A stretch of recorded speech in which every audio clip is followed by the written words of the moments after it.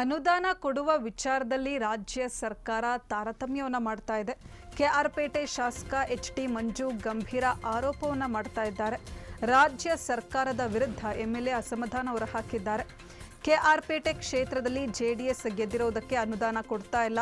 ಮಂಡ್ಯ, ಮದ್ದೂರು, ಮಳವಳ್ಳಿಗೆ ಹೆಚ್ಚಿನ ಅನುದಾನ ಕೊಡ್ತಾ ಇದೆ. ಶ್ರೀರಂಗಪಟ್ಟಣಕ್ಕೆ 100 ಕೋಟಿ ರೂಪಾಯಿ ಅನುದಾನ ಕೊಟ್ಟಿದ್ದಾರೆ. ಕೆಆರ್ಪೇಟೆ ಕ್ಷೇತ್ರದಲ್ಲಿ ನಾನು ಶಾಸಕನಾಗಿ 9 ತಿಂಗಳಾಗಿದೆ. ಕ್ಷೇತ್ರಕ್ಕೆ ಮೊದಲು 50 ಲಕ್ಷ, ಈಗ 50 ಲಕ್ಷ ಅನುದಾನ ಕೊಟ್ಟಿದ್ದಾರೆ. ನನ್ನ ಕ್ಷೇತ್ರದಲ್ಲಿ 380 ಹಳ್ಳಿಗಳಿವೆ. ಈ ಅನುದಾನದಲ್ಲಿ ಹೇಗೆ ಅಭಿವೃದ್ಧಿ ಆಗುತ್ತೆ? ನನ್ನ ಕ್ಷೇತ್ರದಲ್ಲಿ ಜನರು ಮೂಲಭೂತ ಸೌಕರ್ಯ ಒದಗಿಸಲು ಕೇಳ್ತಾರೆ.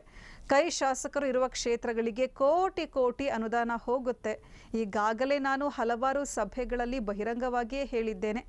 ರಾಜ್ಯ ಸರ್ಕಾರ ಅನುದಾನ ಕೊಡುವ ವಿಚಾರದಲ್ಲಿ ತಾರತಮ್ಯ ಮಾಡ್ತಾ ಇದೆ ಅಂತ ರಾಜ್ಯ ಸರ್ಕಾರದ ವಿರುದ್ಧ ಜೆಡಿಎಸ್ ಶಾಸಕ ಎಚ್.ಟಿ. ಮಂಜು ಅವರು ಆಕ್ರೋಶವನ್ನು ವ್ಯಕ್ತಪಡಿಸಿದ್ದಾರೆ.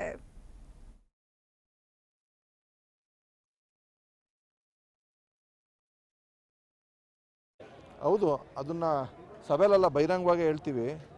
ಇವತ್ತು ನಾನು ಶಾಸಕನಾಗಿದ್ದೀನಿ. 50 ಲಕ್ಷ ಪ್ಲಸ್ 50 ಲಕ್ಷ, ಈಗ 50 ಲಕ್ಷ ಮಾಡಿದರೆ 1 ಕೋಟಿ. 9 ತಿಂಗಳು ಶಾಸಕನಾಗಿದ್ದೀನಿ. ಒಬ್ಬ ಶಾಸಕ ಏನು ಮಾಡ್ಬೋದು 1 ಕೋಟಿ ಅನುದಾನದಲ್ಲಿ? ನನ್ನ ಕಾನ್ಸ್ಟಿಟ್ಯೂನ್ಸಿಲಿ 382 ಹಳ್ಳಿ ಇದೆ. ಒಂದು ಹಳ್ಳಿಗೆ 25-30 ಸಾವಿರ ಹಾಕಕ್ಕೆ ಬರಲ್ಲ. ಕುಡಿಯೋ ನೀರಿನ ಸಮಸ್ಯೆ ಇದೆ, ರೋಡ್ಗಳ ಸಮಸ್ಯೆ ಕಿತ್ತೋಗಿ ಫುಲ್ಲು ಎಲ್ಲ ಊರುಗಳು ಈ ಪಾಪ ರೋಡ್ನ ಕೇಳ್ತಾರೆ, ನಮ್ಮೂರು ರೋಡ್ ರೆಡಿ ಮಾಡಿಸಿ ಅಂತ ಮಾಡ್ಸೋಕ್ಕಾಗ್ತಾ ಇಲ್ಲ. ಇವತ್ತು ಕೊಡೋವಂಥ ಅನ್ನೋದಂದ್ರೆ ತಾರತಮ್ಯ. ಇವತ್ತು ಶ್ರೀರಂಗಪಟ್ಟಣ 100 ಕೋಟಿ ಕೊಟ್ಟವ್ರೆ ಇರಿಗೇಷನಲ್ಲಿ, ಇದು ಮಂಡ್ಯ ಕೊಟ್ಟವ್ರೆ, ಮದ್ದೂರು ಕೊಟ್ಟವ್ರೆ, ಬಟ್ ಕೇರ್ಪೇಟೆಗಿಲ್ಲ. PWDನಲ್ಲಿ ಇವತ್ತು 25 ಕೋಟಿ, ಬೇರೆ 30 ಕೋಟಿ ನಾಗಮಂಗಲ ಕೊಟ್ಟಿದ್ದಾರೆ. ಪಾಂಡುಪುರ, ಶ್ರೀರಂಗಪಟ್ಟಣ ಅವ್ರಿಗೆ 20 ಕೋಟಿ ಕೊಟ್ಟಿದ್ರೆ, ನಮ್ಗೆ 10 ಕೋಟಿ ಕೊಟ್ಟಿದ್ರೆ. ಇದು ತಾರತಮ್ಯ ಅಲ್ವಾ? ಕೊಡೋವಂಥದ್ರಲ್ವೇ? ಕೊಡ್ತಾ ಇರೋದೇ ಕಮ್ಮಿ, ಅದರಲ್ಲೂ ತಾರತಮ್ಯ ಮಾಡ್ತದೆ. ಅದನ್ನು ಖಂಡಿಸ್ತೀನಿ.